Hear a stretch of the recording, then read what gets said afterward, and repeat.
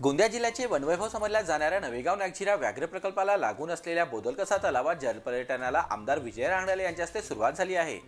तिरोडा तालुक्यात बोदलकसा हे ब्रिटिशकालीन तलाव असून हा तलाव नवेगाव नागझिरा व्याघ्र प्रकल्पाला लागून असल्यामुळे आमदार विजय रांगडाले यांनी वर्ष 2016 मध्ये महाराष्ट्र पर्यटन विकास महामंडळाच्या विश्रामगृह बांधकामाकरिता 2,50,00,000 रुपये मंजूर करून घेत या ठिकाणी रिसॉर्ट तयार करून घेतल्याने नवेगाव नागझिरा व्याघ्र प्रकल्पात जंगल भ्रमंती करणाऱ्या लोकांना या ठिकाणी राहण्याची सोय उपलब्ध झाली। त्यामुळे या ठिकाणी असलेल्या रिसॉर्टमध्ये देशासह विदेशातील देखील पर्यटक येऊ लागले।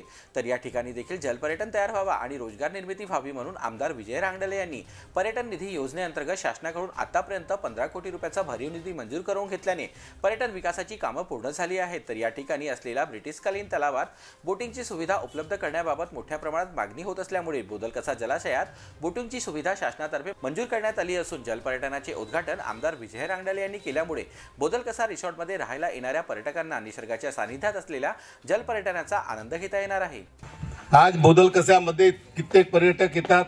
मदन भाऊ सांगत होते आता 15 ऑगस्टला पाय ठेवायला जागा नव्हती, एवढे लोक आले, लोकांना त्या माध्यमातून व्यवसाय मिळाला।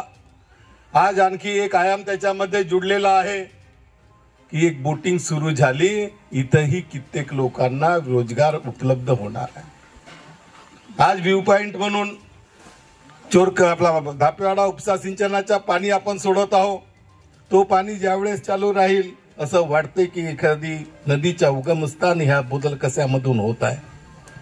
हे बघण्याकरता लोक येतील।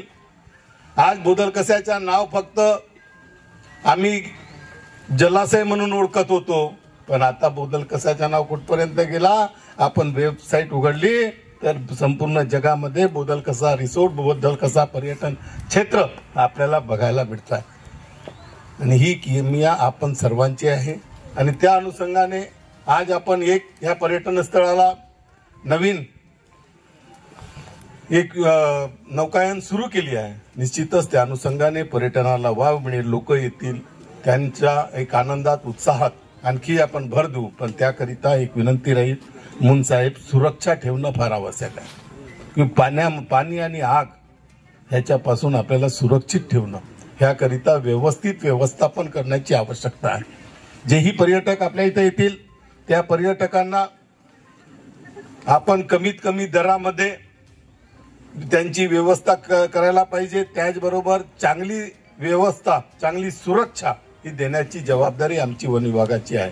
तर या जलपर्यटनाची संपूर्ण जबाबदारी ही वन विभागाला देण्यात आली असून नियमांचे पालन करूनच पर्यटकांना जलपर्यटन करू द्यावे अशी सूचना आमदार विजय रांगडाले यांनी वन अधिकाऱ्यांना दिली आहे। तर जलपर्यटनाचा आनंद घेणाऱ्या लोकांच्या चेहऱ्यावर बोटिंगचा आनंद घेताना हास्य पाहायला मिळालं।